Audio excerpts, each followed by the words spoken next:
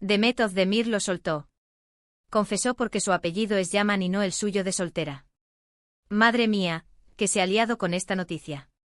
Si pensabais que sabíais todo sobre ella, preparaos, porque esto va a dar mucho de qué hablar. Mira, la cosa es así.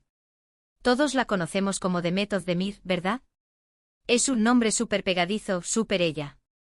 Pero resulta que hubo un tiempo y ojo, esto es lo fuerte, que se llamaba Demet Yaman. Sí, como lees. Y ahora va y lo cuenta.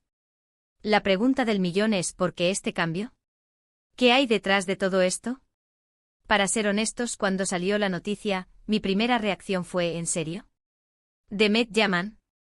¿Pero no era Özdemir desde siempre? Pero resulta que no.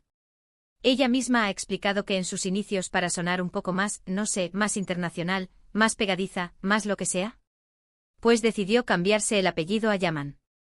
Y la verdad, funcionó. Se hizo un nombre, se hizo una estrella, y nadie cuestionó nada.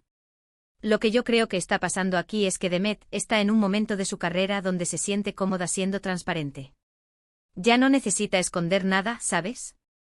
Ha llegado a un punto donde su talento y su nombre hablan por sí solos. Y confesar algo así, tan personal y tan de los inicios. Pues es un gesto de valentía, la verdad. Es como decir, este soy yo, este he sido, y ahora soy esto. Muchos dicen que este movimiento es una estrategia de marketing, para generar expectación, para que se hable de ella. Y no lo descarto al 100%, porque al final, en este mundo, todo suma. Pero yo sospecho que hay algo más. Yo creo que es un acto de autenticidad. Demet está viviendo su verdad, y si en algún momento usó un apellido prestado, por decirlo de alguna manera, ahora quiere que sepamos quién es realmente, con su nombre de siempre y con todo lo que eso implica. La verdad es que pensar en ella como Demet Yaman da un poco de, no sé, de vértigo. Porque asociamos a Demet Özdemir con su éxito, con su estilo, con todo lo que ha logrado. Y de repente que nos cuenten que hubo otro nombre en el camino, pues te hace replantearte las cosas. Y hablando de replantearse, ¿vosotros qué pensáis?